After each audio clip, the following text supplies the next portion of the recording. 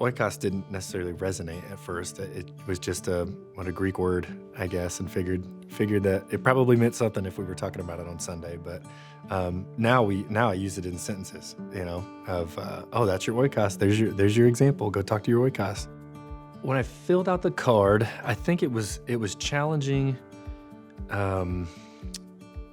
because a lot of the names that came to mind were names that I worked with, and who wants to talk to their boss or their coworker or their employee about their faith, right? That mingles a lot of things, a lot of intricate parts of your personality together, and I think that was challenging. John and I worked together at Defense Finance and Accounting Services for the military.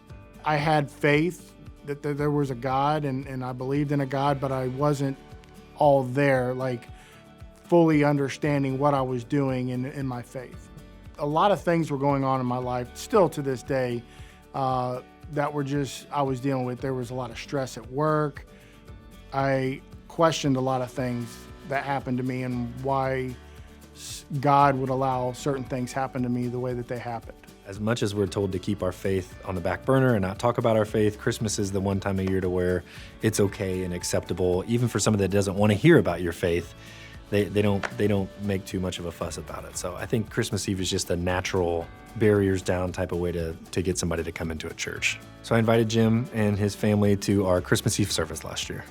I think church, getting to come to church, that kind of was, I just was walking through the house and I felt it in my heart, and that's kind of where it kind of led me, was to this church, and it made me want to get baptized again and really give my life to Christ. I got baptized Easter Sunday, 2022. So I wanted to be able to give everything that I have. I want to be a great example to my daughter. I want to have that spiritual relationship, not only with God, but with my wife. I do remember just a sense of like lightness that came over me. Like a lot of the burden or stress on my shoulders and my neck and my arms just kind of came up, and it was a good moment, good feeling.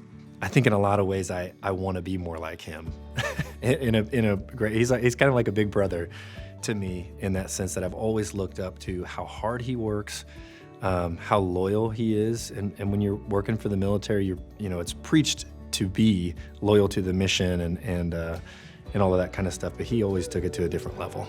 That he was 110% all in, dedicated to whatever the mission had, and I always admired that. He is always the guy you want on your side for anything.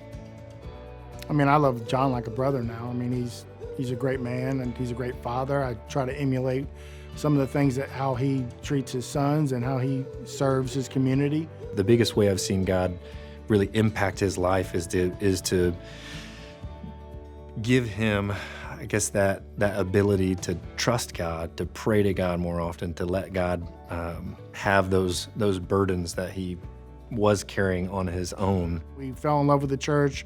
We went through Starting Point, and then we became members of the church, and now we're involved Sunday mornings with the worship team of greeting individuals when they come in and giving them a warm welcome as they sit down and hear the Word of God. I think really the furthest that I saw it going was that Jim and his family and his daughter would be a part of the church, and we would do family things together, and we would all just be a part of the church together. I didn't know that it would be as impacting as him being baptized and then being so involved, and that's all God. All I did was invite him to a church service. I think it's our purpose and my purpose to try to reach those 8 to 15 people that are within my sphere of influence, to try to bring them closer to God so they can find Christ and understand the Word of Christ, so they can also do the same thing that I'm trying to do.